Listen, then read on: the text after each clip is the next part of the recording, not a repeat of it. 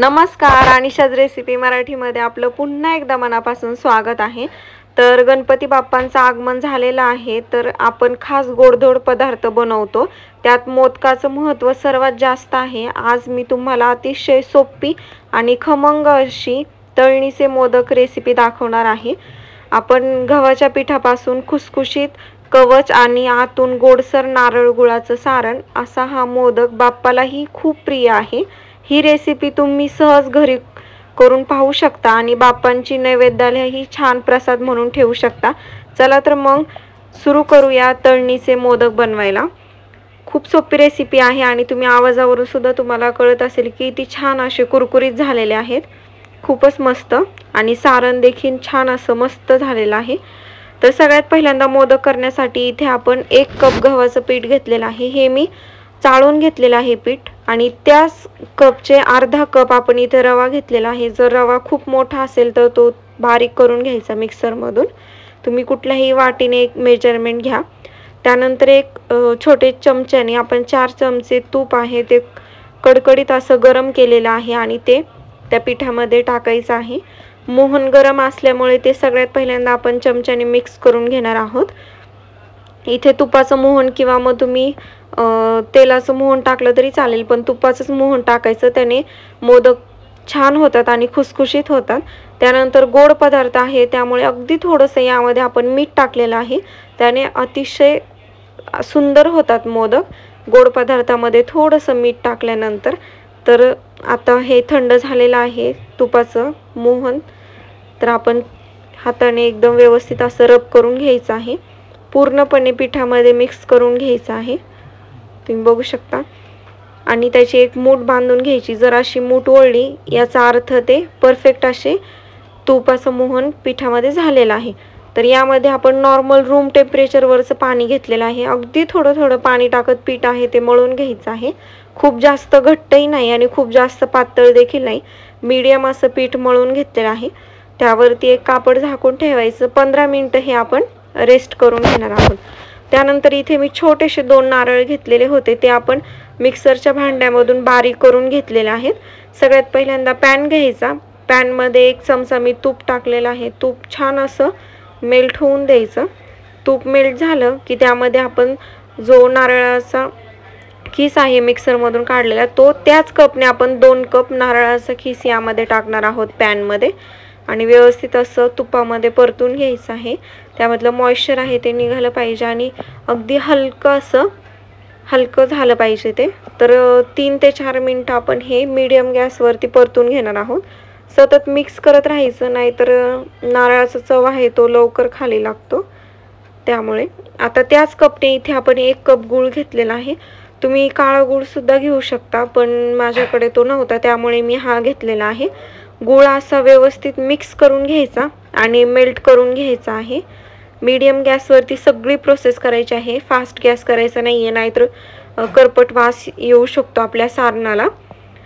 तर गूळ व्यवस्थित असा मेल्ट झालेला आहे, तर आता आपण गॅस ऑफ करून घेणार आहोत, कारण त्यामध्ये व्यवस्थित असं ते झालेलं आहे। खूप जास्त गूळ आहे तो सोकून सुद्धा घेतला नाही पाहिजे, म्हणजे जे सारण आहे ते थोडंसं ओलं ठेवायचं।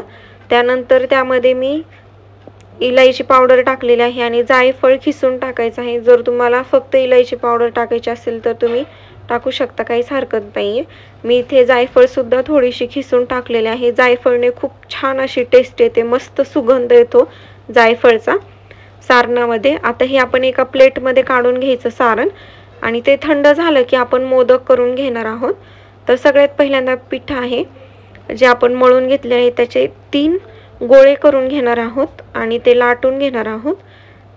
त्यापूर्वी मी सगळे 3 समप्रमाणात गोळे करून घेतलेले आहेत आणि छान असा एक गोळा करून घ्यायचा आहे। जसं आपण चपाती लाटतो सेम तसंच थोडंसं मी इथे गव्हाचं पीठ घेतलेलं आहे आणि चपाती लाटतो त्यापेक्षा थोडंसं पातळ असं लाटून घ्यायचं आहे, कारण जे कवर असतं ते तुम्ही पातळ लाटलं तर ते मस्त होतात, म्हणजे खूप जास्त जाड राहत नाही आणि पीठ असं लागत नाही आतमध्ये मोदकांच्या, त्यामुळे छान असं पातळ लाटून घ्यायचं। आणि मी इथे एक वाटी घेतलेली आहे, त्या वाटीने आपण 4 पाऱ्या आहेत त्या कट करून घेतलेल्या आहेत आणि जे बाकीचं आहे उरलेलं ते नंतरच्या गोळ्यामध्ये ॲड करून घ्यायचं आणि हे आता व्यवस्थित असं एका साईडला ठेवून घ्यायचं आणि जी एक पारी आहे ती हलकं असं लाटून घ्यायची आहे, म्हणजे त्याच्या कडा आहेत त्या प्रेस करून घ्यायच्या आहेत. आता आपण मोदकच्या कळ्या करून घेऊयात. इथे आपण सगळे मोदक आहेत ते हातानेच करून घेतलेले आहेत. तुम्ही मोदक मोल्डमध्ये सुद्धा करून घेऊ शकता. तर सगळ्यात पहिल्यांदा एक कळी केल्यानंतर ती साईडला आहे ती प्रेस करून चिटकून घ्यायची आहे. त्याने आपल्याला मोदक आहे तो इझिली त्याच्या कळ्या पडतात, इझिली तो बंद करता येतो. त्यामुळे जे कळ्या आहेत त्या साईडला अशा प्रेस करून घ्यायच्या आहे आणि अगदी थोड्याशा कळ्या आहेत त्या बाकी ठेवलेल्या आहेत मी. आणि त्यामध्ये सारण आहे, जेवढं बसेल तेवढं सारण यामध्ये तुम्ही टाकू शकतात. मी इथे 1 चमचा सारण आहे ते त्यामध्ये टाकलेलं आहे आणि बाकी ज्या राहिलेल्या कळ्या आहेत त्या सुद्धा आपण प्रेस करून साईडला चिटकून घेणार आहोत. आणि मोदक असं मस्त कळ्या तुम्ही बघू शकता पडलेल्या आहेत. आता हलक्या हाताने प्रेस करायचा आणि तो बंद करून घ्यायचा आहे. जर तुम्हाला वाटत असेल खूप जास्त पीठ झालेलं आहे वरती तर तुम्ही ते काढून सुद्धा घेऊ शकता, पण इथे आपण परफेक्ट असं सारण त्यामध्ये भरलेलं होतं त्यामुळे जास्त झालेलं नाहीये. आणि कळ्या तुम्ही बघू शकता किती सुंदर अशा पडलेल्या आहेत. सेम त्याच प्रकारे आपण दुसरं मोदक सुद्धा करून घेणार आहोत. सेम तसंच आपण कळ्या करून घ्यायच्या आणि साईडने मी चिटकून घेतलेल्या आहेत. त्यामध्ये सारण ॲड करायचं आणि बाकी राहिलेल्या कळ्या आहेत त्या सुद्धा साईडला प्रेस करून घ्यायच्या आणि मोदक आहे तो हलक्या हाताने बंद करून घ्यायचा आहे. खूप जास्त सारण भरायचं नाहीये, नाहीतर मोदक तळताना तेलामध्ये फुटू शकतात. त्यामुळे सारण आहे ते परफेक्ट असं जेवढं बसेल तेवढंच भरून घ्यायचं आहे मोदकांमध्ये. त्यानंतर आपण कढईमध्ये इथे तेल गरम करून घेतलेलं आहे. खूप जास्त गरम करायचं नाहीये, मीडियम असं तेल गरम करून घेतलेलं आहे. जेव्हा आपण कढईमध्ये मोदक टाकतो तेव्हा त्याला हलके असे बबल्स येतात, तुम्ही बघू शकता. जेवढे मोदक बसतील तेवढे मोदकच आपण तळणार आहोत फर्स्ट बॅचमध्ये. आणि एक एक करून मी मोदक आहे ते कढईमध्ये टाकलेले आहेत आणि सुरुवातीला ते झाऱ्याने मिक्स करायचे नाहीयेत. अगदी हलक्या हाताने एका चमच्याने ते व्यवस्थित आलटून पलटून सगळ्या साईडने गोल्डन असे छान तळून घ्यायचे आहेत. आणि जसं जसं आपण मोदक तळणार तसं त्याच्या कळ्या आहेत त्या आणखी सुंदर दिसू लागतात. तुम्ही इथे बघू शकता मस्त अशा कळ्या दिसत आहेत मोदकांच्या. असं चमच्याने पूर्णपणे मोदक आहेत ते सगळ्या बाजूने छान असे गोल्डन झालेले आहेत. तुम्ही बघू शकता मोदक तळून झालेले आहेत. हे आता आपण एका प्लेटमध्ये काढून घेऊयात. अजिबात तेलकट होत नाहीत. अगदी 10 ते 15 दिवस आपले मोदक स्टोर करून तुम्ही ठेवू शकतात.